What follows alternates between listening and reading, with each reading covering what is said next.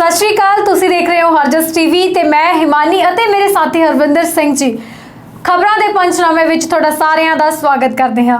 ਕਿਵੇਂ ਹੋ ਹਰਵਿੰਦਰ ਜੀ? ਬਹੁਤ ਵਧੀਆ ਹਿਮਾਨੀ ਜੀ, ਤੁਸੀਂ ਸੁਣਾਓ ਕਿਵੇਂ ਹੋ? ਸਭ ਵਧੀਆ।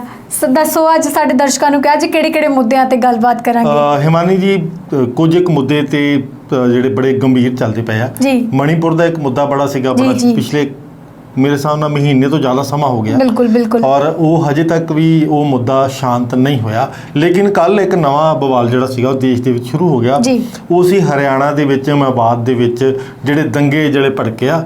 ਉਸ ਤੋਂ ਬਾਅਦ ਵਿੱਚ ਗੱਲ ਕਰਾਂਗੇ ਜਿਹੜਾ ਇੱਕ ਨਵਾਂ ਮੁੱਦਾ ਸੰਸਦ ਦੇ ਵਿੱਚ ਸਾਹਮਣੇ ਆਇਆ ਸੀ। ਉਹ ਇਹ ਆਇਆ ਸੀਗਾ ਕਿ ਦੇਸ਼ ਭਰ ਦੇ ਵਿੱਚੋਂ 3 ਸਾਲਾਂ ਦੇ ਵਿੱਚ 13.13 ਲੱਖ ਤੋਂ ਵੱਧ ਕੁੜੀਆਂ ਅਤੇ ਮਹਿਲਾਵਾਂ ਗਾਇਬ ਹਨ ਜੀ। ਇਸ ਮੁੱਦੇ ਬਾਰੇ ਆਪਾਂ ਗੱਲਬਾਤ ਕਰਾਂਗੇ। ਉਸ ਤੋਂ ਬਾਅਦ ਵੀ ਗੱਲਬਾਤ ਕਰਾਂਗੇ ਭਗਵੰਤ ਮਾਨ ਅਤੇ ਸੁਖਬੀਰ ਸਿੰਘ ਬਾਦਲ ਜੀ ਬਾਰੇ, ਜਿਨ੍ਹਾਂ ਨੇ ਇੱਕ ਦੂਜੇ ਦੀਆਂ ਪਰਸਨਲ ਵੀਡੀਓਜ਼ ਔਰ ਪਿਕਚਰਸ ਜਿਹੜੀਆਂ ਸੀ ਉਹ ਸੋਸ਼ਲ ਮੀਡੀਆ ਦੇ ਉੱਤੇ ਸ਼ੇਅਰ ਕੀਤੀਆਂ ਜੀ।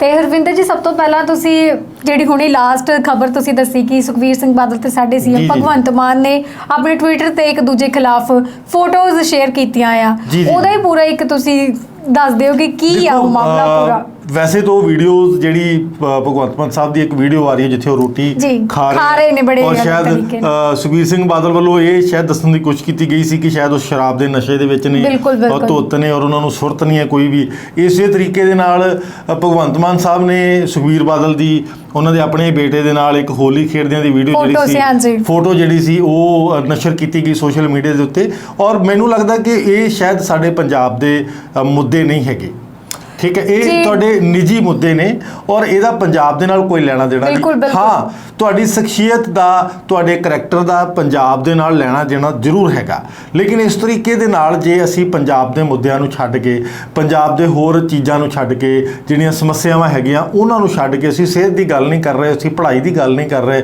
ਅਸੀਂ ਨੌਜਵਾਨੀ ਦੀ ਗੱਲ ਨਹੀਂ ਕਰ ਰਹੇ, ਜਿੱਥੇ ਸ਼ਾਇਦ ਅੱਜ ਦੇ ਵਿੱਚ ਹੀ ਮੈਂ 3 ਖਬਰਾਂ ਪੜ੍ਹ ਚੁੱਕਿਆ ਹੈਗਾ ਜਿੱਥੇ 3 ਨੌਜਵਾਨਾਂ ਦੀ ਨਸ਼ੇ ਦੀ ਓਵਰਡੋਜ਼ ਦੇ ਨਾਲ ਮੌਤ ਹੋ ਗਈ। ਹਾਂਜੀ, ਇਹ ਮੈਂ ਵੀ ਪੜ੍ਹੀ ਸੀ, ਲੇਕਿਨ ਉਹਦੇ ਬਾਰੇ ਕੋਈ ਗੱਲਬਾਤ ਨਹੀਂ ਹੋ ਰਹੀ। ਲੇਕਿਨ ਤੁਸੀਂ ਪਰਸਨਲ ਜਿਹੜਾ ਹੈਗਾ ਉਹ ਇੱਕ ਦੂਜੇ ਦੇ ਉੱਤੇ ਦੂਸ਼ਣਬਾਜ਼ੀ ਕਰ ਰਹੇ ਹੋ, ਤੰਜ ਕੱਸ ਰਹੇ ਹੋ, ਹਨਾ। ਇਹ ਮਤਲਬ ਸਿਆਸਤ ਨਹੀਂ ਹੈਗੀ, ਇਹ ਇੱਕ ਮਤਲਬ ਇੱਕ ਪਰਸਨਲ ਇੱਕ ਨਿੱਜੀ ਰੰਜਿਸ਼ ਵਾਲੀ ਸਿਆਸਤ ਹੋ ਗਈ ਔਰ ਇਹਦਾ ਸ਼ਾਇਦ ਪੰਜਾਬ ਦੇ ਨਾਲ ਕੋਈ ਲੈਣਾ ਦੇਣਾ ਨਹੀਂ ਹੈਗਾ ਜੀ। ਹਰਵਿੰਦਰ ਜੀ, ਮਣੀਪੁਰ ਦੇ ਵਿੱਚ ਹਾਲੇ ਵਿੱਚ ਬਹੁਤ ਹੀ ਜ਼ਿਆਦਾ ਇੱਕ ਸ਼ਰਮਨਾਕ ਘਟਨਾ ਹੋਈ ਸੀ। ਹੁਣ ਉਸ ਤੋਂ ਬਾਅਦ ਹਰਿਆਣਾ ਦੇ ਵਿੱਚ ਇੰਨਾ ਮਾਹੌਲ ਜਿਹੜਾ ਪਖਤਾ ਮਾਹੌਲ ਬਣਿਆ ਪਿਆ। ਬਿਲਕੁਲ ਹਿਮਾਨੀ ਜੀ, ਕਿ ਗੱਲ ਤੁਹਾਡੀ ਬਿਲਕੁਲ ਠੀਕ ਹੈਗੀ ਹੈ ਕਿ ਮਣੀਪੁਰ ਦਾ ਮੁੱਦਾ ਹਜੇ ਵੀ ਸੁਲਗ ਰਿਹਾ ਹੈਗਾ ਔਰ ਉਹਦੇ ਵਿੱਚ ਕੋਈ ਵੀ ਸ਼ਾਂਤੀ ਨਹੀਂ ਹੈ, ਕਿਸੇ ਤਰ੍ਹਾਂ ਦਾ ਕੋਈ ਠਹਿਰਾਅ ਨਹੀਂ ਆਇਆ। ਹਜੇ ਵੀ ਉੱਥੇ 2 ਸਮੁਦਾਇ ਜਿਹੜੇ ਹੈਗੇ ਉਹ ਆਪਸ ਵਿੱਚ ਲੜ ਰਹੇ ਨੇ ਔਰ ਪੂਰਾ ਮਣੀਪੁਰ ਜਿਹੜਾ ਹੈਗਾ ਉਹ ਜਲ ਰਿਹਾ ਹੈਗਾ ਹਿੰਸਾ ਦੀ ਅੱਗ ਦੇ ਵਿੱਚ। ਔਰ ਉਹਦੇ ਬਾਰੇ ਵੀ ਹਜੇ ਪ੍ਰਸ਼ਾਸਨ ਤੇ ਮੈਨੂੰ ਨਹੀਂ ਲੱਗਦਾ ਕੋਈ ਪੁਖਤਾ ਕਾਰਵਾਈ ਕਰ ਰਿਹਾ ਹੈਗਾ। 2 ਸਮੁਦਾਇ ਹਜੇ ਵੀ ਲੜ ਰਹੇ ਨੇ ਔਰ ਉਹ ਹਜੇ ਮੁੱਦਾ ਚੱਲ ਹੀ ਰਿਹਾ ਸੀਗਾ, ਹਜੇ ਦੇਸ਼ ਦੀ ਸਿਆਸਤ ਦੇ ਵਿੱਚ ਉਹ ਚੱਲ ਰਿਹਾ ਸੀ ਮੁੱਦਾ, ਗਰਮਾਇਆ ਹੋਇਆ ਮੁੱਦਾ ਸੀਗਾ। ਉਸ ਦੇ ਨਾਲ ਹੀ ਹਰਿਆਣੇ ਦੇ ਵਿੱਚ ਜੋ ਕੱਲ ਹੋਇਆ ਉਸ ਚੀਜ਼ ਨੇ ਦੇਸ਼ ਨੂੰ ਜਿਹੜਾ ਸੀਗਾ ਉਹ ਝੰਜੋੜ ਕੇ ਰੱਖ ਦਿੱਤਾ ਹੈਗਾ ਕਿ ਉੱਥੇ 2 ਸਮੁਦਾਇ ਜਿਹੜੇ ਸੀ ਉਹ ਆਮੋ ਸਾਹਮਣੇ, ਠੀਕ ਹੈ, ਉਹਨਾਂ ਦੇ ਵਿੱਚ ਪਥਰਾਅ ਹੋਇਆ।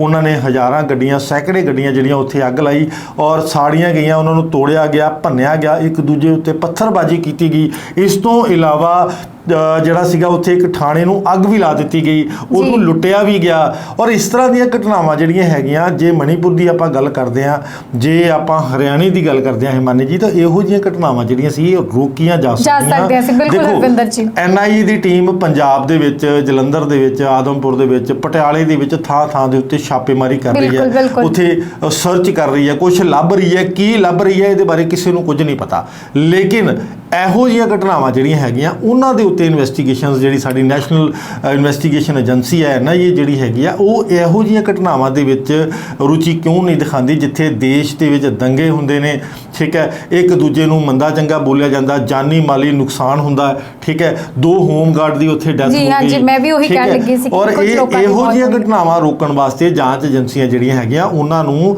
ਪਹਿਲਾਂ ਅੱਗੇ ਆਉਣਾ ਚਾਹੀਦਾ ਹੈਗਾ ਔਰ ਪਹਿਲਾਂ ਹੀ ਪ੍ਰਸ਼ਾਸਨ ਨੂੰ ਔਰ ਸਰਕਾਰ ਨੂੰ ਜਿਹੜਾ ਹੈਗਾ ਉਹ ਅਲਰਟ ਕਰ ਦੇਣਾ ਚਾਹੀਦਾ ਹੈਗਾ। ਹਰਵਿੰਦਰ ਜੀ, ਕੀ ਇਸ ਗੱਲ ਦੀ ਕੋਈ ਵੀ ਪੁਸ਼ਟੀ ਹੋਈ ਹੈ ਕਿ ਇਹ ਕਿਹਦੇ ਵੱਲੋਂ ਕੀਤਾ ਗਿਆ ਸੀ? ਦੇਖੋ, ਇਸ ਬਾਰੇ ਹਜੇ ਕੋਈ ਗੱਲ ਹਿਮਾਨੀ ਜੀ ਨਸ਼ਰ ਨਹੀਂ ਹੋ ਰਹੀ ਕਿ ਇਹਦੀ ਅਸਲ ਵਜ੍ਹਾ ਕੀ ਸੀਗੀ। ਦੇਖੋ, ਉੱਥੇ ਵਿਸ਼ਵ ਹਿੰਦੂ ਪ੍ਰੀਸ਼ਦ ਅਤੇ ਹੋਰ ਹਿੰਦੂ ਜਥੇਬੰਦੀਆਂ ਵੱਲੋਂ ਇੱਕ ਸ਼ੋਭਾ ਯਾਤਰਾ ਕੱਢੀ ਜਾ ਰਹੀ ਸੀ। ਠੀਕ ਹੈ, ਉਸ ਦੌਰਾਨ ਜਿਹੜਾ ਸੀਗਾ ਉੱਥੇ ਪੱਥਰਬਾਜ਼ੀ ਜਿਹੜੀ ਹੋਈ ਸੀ, ਉਹ ਲੜਾਈ ਝਗੜੇ ਦਾ ਰੂਪ ਉੱਥੇ ਜਿਹੜਾ ਸੀ ਉਹਨੇ ਉਸ ਸ਼ੋਭਾ ਯਾਤਰਾ ਨੇ ਧਾਰ ਲਿਆ। ਉਹਦੇ ਪਿੱਛੇ ਕਾਰਨ ਜਿਹੜੇ ਨੇ ਉਹ ਬਹੁਤ ਸਾਰੇ ਦੱਸੇ ਜਾ ਸਕਦੇ ਨੇ। ਮੀਡੀਆ ਕੁਝ ਦੱਸ ਰਿਹਾ ਹੈਗਾ, ਰਿਐਲਿਟੀਜ਼ ਕੁਝ ਹੋਰ ਸਾਹਮਣੇ ਆ ਰਹੀਆਂ ਹੈਗੀਆਂ ਨੇ, ਲੇਕਿਨ ਇਹਦੀ ਇੱਕ ਨਿਰਪੱਖ ਜਾਂਚ ਹੋਣੀ ਚਾਹੀਦੀ ਹੈਗੀ ਆ।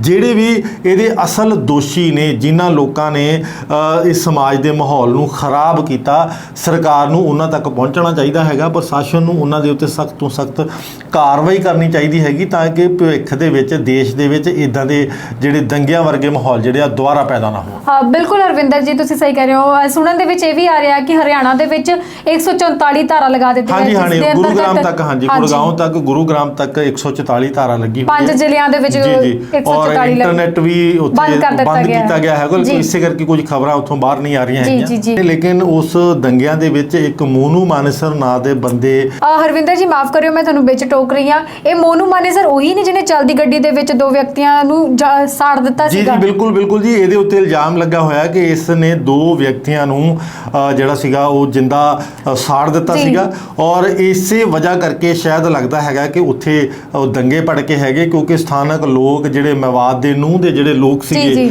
ਉਹ ਇਸ ਗੱਲ ਦਾ ਵਿਰੋਧ ਕਰ ਰਹੇ ਸੀਗੇ ਕਿ ਮੋਨੂ ਮਾਨੇਸਰ ਨਾਂ ਦੇ ਸ਼ਖਸ ਜਿਹੜਾ ਸੀਗਾ ਉਹ ਇਸ ਸ਼ੋਭਾ ਯਾਤਰਾ ਦੇ ਵਿੱਚ ਕੀ ਕਰ ਰਿਹਾ ਹੈ, ਕਿਉਂ ਆਇਆ ਹੈਗਾ, ਔਰ ਸ਼ਾਇਦ ਇਸੇ ਗੱਲ ਨੂੰ ਲੈ ਕੇ ਉੱਥੇ ਕੋਈ ਭੜਕਾਊ ਜਿਹੜੀ ਹੈਗੀ ਉਹ ਬਿਆਨਬਾਜ਼ੀ ਹੋਈ ਹੋਏਗੀ ਜਾਂ ਕੋਈ ਵੀ ਗੱਲ ਹੋਈ ਹੋਏਗੀ ਜਿਹਦੀ ਵਜ੍ਹਾ ਕਰਕੇ ਦੰਗੇ ਭੜਕੇ। ਠੀਕ ਹੈ, ਜਿਹੜੀ ਉੱਥੋਂ ਦੀ ਵਿਵਸਥਾ ਜਿਹੜੀ ਸੀ ਉਹ ਅਸਤ ਵਿਅਸਤ ਹੋ ਗਈ, ਦੰਗੇ ਭੜਕੇ, ਥਾਣੇ ਉੱਤੇ ਹਮਲਾ ਹੋਇਆ, 2 ਹੋਮ ਗਾਰਡਾਂ ਦੀ ਜਾਂਚ ਹੋ ਗਈ, ਔਰ ਪੁਲਿਸ ਪ੍ਰਸ਼ਾਸਨ ਇਸ ਸਮੇਂ ਮੋਨੂ ਮਾਨੇਸਰ ਦੀ ਗ੍ਰਿਫਤਾਰੀ ਲਈ ਥਾਂ ਦੇ ਉੱਤੇ ਛਾਪੇਮਾਰੀ ਵੀ ਕਰ ਰਹੀ ਹੈਗੀ, ਔਰ ਉਹਨੂੰ ਲੱਭਿਆ ਜਾ ਰਿਹਾ ਹੈਗਾ। ਸ਼ਾਇਦ ਜਿੱਥੋਂ ਤੱਕ ਗੱਲ ਸਾਹਮਣੇ ਆ ਰਹੀ ਹੈਗੀ ਹੈ ਕਿ ਉਹ ਇਹ ਸ਼ਾਇਦ ਮੁੱਖ ਦੋਸ਼ੀ ਹੋ ਸਕਦਾ ਹੈਗਾ ਜਿਹਨੇ ਹਰਿਆਣੇ ਦੇ ਮਾਹੌਲ ਨੂੰ ਜਿਹੜਾ ਉਹ ਖਰਾਬ ਕੀਤਾ। ਜੀ ਹਰਵਿੰਦਰ ਜੀ, ਜੇ ਇਸ ਦੇ ਨਾਲ ਹੀ ਆਪਾਂ ਗੱਲ ਕਰੀਏ ਕਿ ਜਿਹੜੀ ਸੰਸਦ ਭਵਨ ਦੇ ਵਿੱਚ ਰਿਪੋਰਟ ਰੱਖੀ ਗਈ ਕਿ ਪੂਰੇ ਦੇਸ਼ ਦੇ ਵਿੱਚ 3 ਸਾਲਾਂ ਦੇ ਵਿੱਚ 13.13 ਲੱਖ ਤੋਂ ਵੀ ਵੱਧ ਕੁੜੀਆਂ ਅਤੇ ਮਹਿਲਾਵਾਂ ਲਾਪਤਾ ਹੋਈਆਂ। ਹਰਵਿੰਦਰ ਜੀ ਪੂਰਾ ਮਾਮਲਾ ਕੀ ਆ? ਦੇਸ਼ ਭਰ ਦੇ ਵਿੱਚ 3 ਸਾਲਾਂ 'ਚ 13.13 ਲੱਖ ਤੋਂ ਵੱਧ ਕੁੜੀਆਂ ਤੇ ਮਹਿਲਾਵਾਂ ਲਾਪਤਾ ਹੋ ਗਈਆਂ। ਹਾਂਜੀ, ਇਹਦੀ ਇੱਕ ਰਿਪੋਰਟ ਜਿਹੜੀ ਸੀ ਪਿਛਲੇ ਹਫਤੇ ਸੰਸਦ ਦੇ ਵਿੱਚ ਪੇਸ਼ ਕੀਤੀ ਗਈ। ਕੇਂਦਰੀ ਗ੍ਰਹਿ ਮੰਤਰਾਲਾ ਜਿਹੜਾ ਹੈਗਾ ਉਹਦੇ ਅੰਕੜਿਆਂ ਦੇ ਮੁਤਾਬਕ 2019 ਤੋਂ ਲੈ ਕੇ 2021 ਦੇ ਦੌਰਾਨ 18 ਸਾਲ ਤੋਂ ਵੱਧ ਉਮਰ ਦੀਆਂ, ਤੁਸੀਂ ਹਿਮਾਨੀ ਜੀ ਅੰਕੜੇ ਸੁਣੋਗੇ, ਮੈਂ ਜਦੋਂ ਇਸ ਖਬਰ ਨੂੰ ਸੁਣਿਆ ਔਰ ਪੜ੍ਹਿਆ ਔਰ ਮੈਂ ਬੜਾ ਹੈਰਾਨ ਸੀਗਾ ਕਿ ਸ਼ਾਇਦ ਇਸ ਚੀਜ਼ ਵੱਲ ਕਿਸੇ ਦਾ ਧਿਆਨ ਹੀ ਨਹੀਂ ਗਿਆ। ਹਰਵਿੰਦਰ ਜੀ ਸੇਮ ਇੱਧਰ ਕਿ ਮੈਂ ਵੀ ਬਹੁਤ ਹੈਰਾਨ ਸੀ ਕਿ ਮਹਾਰਾਸ਼ਟਰ ਦੇ ਵਿੱਚ, ਯੂਪੀ ਦੇ ਵਿੱਚ, ਇੱਥੇ ਤੱਕ ਕਿ ਦਿੱਲੀ ਰਾਜਧਾਨੀ ਕੇਂਦਰ ਸ਼ਾਸਿਤ ਜਿਹੜੇ ਪ੍ਰਦੇਸ਼ ਸੀਗੇ ਉੱਥੇ ਵੀ ਇਹ ਚੀਜ਼, ਉੱਥੇ ਦੇ ਲੋਕ ਵੀ ਮਤਲਬ ਮਹਿਲਾ ਲਾਪਤਾ ਹੋਈਆਂ ਹਨ। ਜੀ ਬਿਲਕੁਲ। ਇਹਦੇ ਅੰਕੜੇ ਕੀ ਹੈਗੇ ਸੀਗੇ ਕਿ 18 ਸਾਲ ਤੋਂ ਵੱਧ ਉਮਰ ਦੀਆਂ 10,61,648 ਮਹਿਲਾਵਾਂ ਤੇ ਉਸ ਤੋਂ ਘੱਟ ਉਮਰ ਜਿਨ੍ਹਾਂ ਦੀ ਉਮਰ 18 ਸਾਲ ਤੋਂ ਘੱਟ ਸੀ 2,52,430 ਕੁੜੀਆਂ ਲਾਪਤਾ ਹੋਈਆਂ। ਸੰਸਦ ਨੂੰ ਇਹ ਰਿਪੋਰਟ ਜਿਹੜੀ ਸੀ ਉਹ ਮੁਹੱਈਆ ਕਰਵਾਈ ਗਈ ਔਰ ਇਹ ਅੰਕੜੇ ਜਿਹੜੇ ਆ ਉਸ ਸਮੇਂ ਹੀ ਸਾਹਮਣੇ ਆਏ। ਉਸ ਤੋਂ ਬਾਅਦ ਵਿੱਚ ਜੇ ਆਪਾਂ ਗੱਲ ਕਰਦੇ ਹਾਂ ਤਾਂ ਸਭ ਤੋਂ ਵੱਧ ਜਿਹੜੇ ਅੰਕੜੇ ਸੀਗੇ ਉਹ ਮੱਧ ਪ੍ਰਦੇਸ਼ ਤੋਂ ਆਏ। ਉਸ ਤੋਂ ਬਾਅਦ ਵਿੱਚ ਬੰਗਾਲ ਵਿੱਚੋਂ ਮਹਿਲਾਵਾਂ ਤੇ ਕੁੜੀਆਂ ਗਾਇਬ ਹੋਈਆਂ। ਇਹ ਡਾਟਾ ਜਿਹੜਾ ਸੀਗਾ ਇਹ ਰਾਸ਼ਟਰੀ ਅਪਰਾਧ ਰਿਕਾਰਡ ਬਿਊਰੋ ਵੱਲੋਂ ਇਕੱਠਾ ਕੀਤਾ ਗਿਆ ਸੀ। ਉਸ ਤੋਂ ਬਾਅਦ ਵਿੱਚ ਹਿਮਾਨੀ ਜੀ ਜੇ ਆਪਾਂ ਗੱਲ ਕਰਦੇ ਹੈਗੇ ਆ ਕੇਂਦਰ ਸ਼ਾਸਿਤ ਸੂਬਿਆਂ ਦੇ ਵਿੱਚੋਂ ਦਿੱਲੀ ਦੇ ਵਿੱਚ ਕੁੜੀਆਂ ਤੇ ਮਹਿਲਾਵਾਂ ਦੇ ਲਾਪਤਾ ਹੋਣ ਦੀ ਗਿਣਤੀ ਸਭ ਤੋਂ ਵੱਧ ਰਹੀ। ਦੇਖ ਰਹੇ ਹੋ ਅਰਵਿੰਦਰ ਜੀ, ਰਾਜਧਾਨੀ ਦੇ ਵਿੱਚ ਇਹ ਕੁੜੀਆਂ ਸੇਫ ਜੀ ਬਿਲਕੁਲ ਕੇਂਦਰੀ ਸ਼ਾਸਿਤ ਪ੍ਰਦੇਸ਼ ਹੈ ਔਰ ਦੇਸ਼ ਦੀ ਰਾਜਧਾਨੀ ਹੈ। ਜੇ ਉੱਥੋਂ ਆਪਾਂ 2019 ਤੇ 2021 ਦੇ ਅੰਕੜੇ ਇਕੱਠੇ ਕਰੀਏ ਤੇ ਉਹਦੇ ਵਿੱਚ 61,054 ਮਹਿਲਾਵਾਂ ਤੇ 22,919 ਕੁੜੀਆਂ ਲਾਪਤਾ ਹੋਈਆਂ। ਜੰਮੂ ਤੇ ਕਸ਼ਮੀਰ ਦੇ ਵਿੱਚ ਵੀ ਉਕਤ ਮਿਆਦ ਦੇ ਦੌਰਾਨ 8,617 ਮਹਿਲਾਵਾਂ ਤੇ 1,148 ਕੁੜੀਆਂ ਲਾਪਤਾ ਹੋ ਗਈਆਂ। ਉਸ ਤੋਂ ਬਾਅਦ ਵਿੱਚ ਦੇਸ਼ ਦੇ ਕੁਝ ਵੱਖ-ਵੱਖ ਪ੍ਰਦੇਸ਼ਾਂ ਦੇ ਹਿੱਸੇ ਜਿਹੜੇ ਅੰਕੜੇ ਸੀ ਉਹ ਸਾਹਮਣੇ ਆਏ। ਉਹਨਾਂ ਵਿੱਚੋਂ ਜੇ ਆਪਾਂ ਗੱਲ ਕਰਦੇ ਹਾਂ ਮੱਧ ਪ੍ਰਦੇਸ਼ ਤੇ ਇੱਥੇ ਮਹਿਲਾਵਾਂ ਦੀ ਗਿਣਤੀ ਹੈਗੀ ਹੈ 1,60,180 ਤੇ ਕੁੜੀਆਂ 38,606 ਜਿਹੜੀਆਂ ਗਾਇਬ ਹੋਈਆਂ। ਮਹਾਰਾਸ਼ਟਰ ਦੀ ਜੇ ਆਪਾਂ ਗੱਲ ਕਰਦੇ ਹਾਂ ਤਾਂ ਮਹਿਲਾਵਾਂ 1,56,905 ਤੇ ਕੁੜੀਆਂ ਜਿਹੜੀਆਂ ਸੀ ਉਹ 36000 ਤੇ 606 ਇਹ ਉਹ ਜਿਹੜੇ ਗਾਇਬ ਹੋਏ। ਮਹਾਰਾਸ਼ਟਰ ਦਾ ਦੂਜਾ ਇੱਕ ਹੋਰ ਅੰਕੜਾ ਸਾਹਮਣੇ ਆਇਆ ਸੀ, ਉਹਦੇ ਵਿੱਚ ਮਹਿਲਾਵਾਂ ਦੀ ਗਿਣਤੀ ਹੈਗੀ ਆ 1,78,400 ਤੇ ਕੁੜੀਆਂ ਦੀ ਗਿਣਤੀ ਹੈਗੀ ਆ 13,000 ਤੇ 33। ਜੇ ਆਪਾਂ ਉੜੀਸਾ ਦੀ ਗੱਲ ਕਰਦੇ ਹਾਂ ਤੇ ਮਹਿਲਾਵਾਂ 70,222, ਉਸ ਤੋਂ ਬਾਅਦ ਵਿੱਚ ਕੁੜੀਆਂ ਜਿਹੜੀਆਂ ਸੀਗੀਆਂ ਉਹ 16,000 ਤੇ 649 ਜਿਹੜੀਆਂ ਸੀ ਉਹ ਗਾਇਬ ਹੋਈਆਂ। ਇਸੇ ਤਰੀਕੇ ਨਾਲ ਛੱਤੀਸਗੜ੍ਹ ਦੇ ਅੰਕੜੇ ਜਿਹੜੇ ਸਾਡੇ ਸਾਹਮਣੇ ਆਏ ਉਹਦੇ ਵਿੱਚ ਮਹਿਲਾਵਾਂ ਦੀ ਗਿਣਤੀ ਜਿਹੜੀ ਆ ਉਹ 49,116 ਤੇ ਕੁੜੀਆਂ ਜਿਹੜੀਆਂ ਸੀ ਉਹ 10,817 ਜਿਹੜੀਆਂ ਸੀ ਉਹ ਗਾਇਬ ਹੋਈਆਂ। ਦੇਸ਼ ਦੇ ਵਿੱਚ ਮਹਿਲਾਵਾਂ ਨੂੰ ਸੁਰੱਖਿਆ ਲਈ ਵੀ ਸਰਕਾਰ ਨੇ ਕਈ ਤਰ੍ਹਾਂ ਦੇ ਕਾਨੂੰਨ ਵੀ ਬਣਾਏ। ਹਰਵਿੰਦਰ ਜੀ, ਸ਼ਾਇਦ ਮਹਿਲਾਵਾਂ ਦੀ ਸੁਰੱਖਿਆ ਲਈ ਕੋਈ ਹੈਲਪਲਾਈਨ ਨੰਬਰ ਵੀ ਜਾਰੀ ਕੀਤਾ ਗਿਆ ਹੈ। 112 ਨੰਬਰ ਜਿਹੜਾ ਸੀਗਾ ਉਹ ਜਾਰੀ ਕੀਤਾ ਗਿਆ ਸੀਗਾ। ਇਹ ਕਿਸੇ ਵੀ ਦੇਸ਼ ਦੇ ਕਿਸੇ ਵੀ ਕੋਨੇ ਤੋਂ ਪੁਲਿਸ ਨੂੰ ਹੈਲਪ ਵਾਸਤੇ ਜਿਹੜਾ ਸੀਗਾ ਉਹ ਬੁਲਾਇਆ ਜਾ ਸਕਦਾ ਹੈਗਾ। ਔਰ ਸਟੇਟ ਵਾਈਜ਼ ਵੀ ਸ਼ਾਇਦ 1091 ਨੰਬਰ ਇੱਕ ਚੱਲਦਾ ਹੈਗਾ, ਉਹ ਵੀ ਮਹਿਲਾ ਹੈਲਪਲਾਈਨ ਹੈਗਾ। ਲੇਕਿਨ ਉਸ ਦੇ ਬਾਵਜੂਦ ਵੀ ਸਰਕਾਰ ਵੱਲੋਂ ਬਣਾਏ ਗਏ ਕਾਨੂੰਨ ਜਿਹੜੇ ਬੱਚਿਆਂ ਦੇ ਨਾਲ ਰੇਪ ਸੀਗੇ ਉਹ ਤੇ ਫਾਂਸੀ ਦੀ ਸਜ਼ਾ ਵੀ ਹੈਗੀ ਆ। ਔਰ ਫਾਸਟ ਚਾਰਜ ਸ਼ੀਟ ਦਾਖਲ ਕਰਨ ਦਾ ਵੀ ਪ੍ਰੋਵੀਜ਼ਨ ਉਹਦੇ ਵਿੱਚ ਰੱਖਿਆ ਕਿ 2 ਮਹੀਨੇ ਦੇ ਅੰਦਰ ਚਾਰਜ ਸ਼ੀਟ ਦਾਇਰ ਕਰੋ, 2 ਮਹੀਨੇ ਦੇ ਅੰਦਰ ਸੁਣਵਾਈ ਕਰੋ ਔਰ ਜਿਹੜਾ ਦੋਸ਼ੀ ਹੈਗਾ ਉਹਨੂੰ ਸਜ਼ਾ ਦੇਣੀ ਹੈਗੀ ਔਰ ਫਾਂਸੀ ਦੀ ਸਜ਼ਾ ਹੈਗੀ ਇਹਦੇ ਤੇ। ਲੇਕਿਨ ਇੰਨੀ ਸਖਤ ਕਾਨੂੰਨ ਹੋਣ ਦੇ ਬਾਵਜੂਦ ਵੀ 13.13 ਲੱਖ ਮਹਿਲਾਵਾਂ ਤੇ ਕੁੜੀਆਂ ਦਾ ਦੇਸ਼ ਦੇ ਵਿੱਚੋਂ ਗਾਇਬ ਹੋ ਜਾਣਾ, ਉਹ ਕਿੱਥੇ ਗਈਆਂ, ਕਿੱਧਰ ਚਲੇ ਗਈਆਂ, ਉਹਨਾਂ ਦਾ ਕੋਈ ਅਤਾ ਪਤਾ ਨਹੀਂ। ਲੇਕਿਨ ਇਹ ਹੈਰਾਨ ਕਰਨ ਵਾਲੇ ਅੰਕੜੇ ਹੈਗੇ ਔਰ ਇਹ ਵਾਕਈ ਚਿੰਤਾ ਦਾ ਵਿਸ਼ਾ ਹੈ। ਬਿਲਕੁਲ ਹਰਵਿੰਦਰ ਜੀ, ਕੀ ਤੁਹਾਨੂੰ ਲੱਗਦਾ ਨਹੀਂ ਕਿ ਇਸ ਦੇ ਵਿੱਚ ਸਰਕਾਰ ਕੀ ਕਰ ਰਹੀ ਹੈ?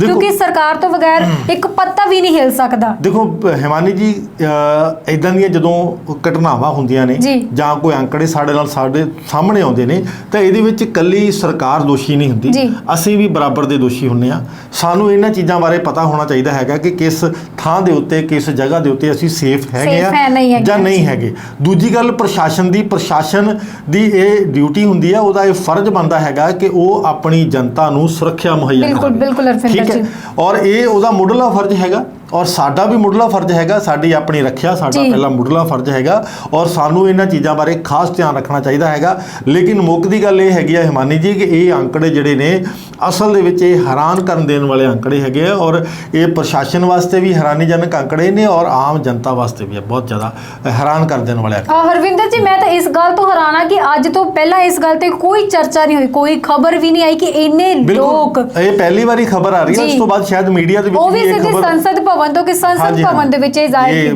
ਮੀਡੀਆ ਦੇ ਵਿੱਚ ਵੀ ਸ਼ਾਇਦ ਇਸ ਤੋਂ ਬਾਅਦ ਇਹ ਖਬਰ ਚੱਲੇਗੀ ਔਰ ਚੱਲ ਵੀ ਰਹੀ ਹੈਗੀ ਆ। ਲੇਕਿਨ ਇਹ ਅੰਕੜੇ ਹੈਰਾਨ ਕਰਨ ਦੇਣ ਵਾਲੇ ਹੈਗੇ ਨੇ ਕਿ ਸਾਡਾ ਸਿਸਟਮ, ਸਾਡਾ ਪ੍ਰਸ਼ਾਸਨ ਜਿਹੜਾ ਹੈਗਾ ਆ ਉਹ ਮਹਿਲਾਵਾਂ ਅਤੇ ਕੁੜੀਆਂ ਦੀ ਸੁਰੱਖਿਆ ਨੂੰ ਲੈ ਕੇ ਕਿੰਨਾ ਕੁ ਜਿਹੜਾ ਹੈਗਾ ਉਹ ਸੁਚੇਤ ਹੈਗਾ। ਜੀ ਹਰਵਿੰਦਰ ਜੀ, ਤੁਸੀਂ ਬਿਲਕੁਲ ਸਹੀ ਕਹਿ ਰਹੇ ਹੋ। ਜਿਵੇਂ ਕਿ ਅਸੀਂ ਸਾਰੇ ਜਾਣਦੇ ਕਿ ਮੁੱਦੇ ਤਾਂ ਬਹੁਤ ਜ਼ਿਆਦਾ ਨੇ, ਪਰ ਜਿਹੜਾ ਸਮਾਂ ਸਾਨੂੰ ਇਜਾਜ਼ਤ ਨਹੀਂ ਦੇ ਰਿਹਾ ਤੇ ਹੁਣ ਸਾਨੂੰ ਜਾਣਾ ਪਵੇਗਾ ਹਰਵਿੰਦਰ ਜੀ। ਜੀ ਬਿਲਕੁਲ ਹਿਮਾਨੀ ਜੀ। ਤੇ ਆਪਾਂ ਕੱਲ ਇੱਕ ਵਾਰ ਫਿਰ ਦੁਬਾਰਾ ਤੁਹਾਡੇ ਸਾਰਿਆਂ ਦੇ ਸਾਹਮਣੇ ਰੂਬਰੂ ਹੋਵਾਂਗੇ ਇਦਾਂ ਦੇ ਹੋਰ ਮੁੱਦੇ ਲੈ ਕੇ। ਤਦ ਤੱਕ ਲਈ ਸਾਡੇ ਨਾਲ ਬਣੇ ਰਹੋ ਅਤੇ ਦੇਖਦੇ ਰਹੋ ਹਰਜਸ ਟੀਵੀ, ਹਰਜਸ ਹਰ ਥਾਂ।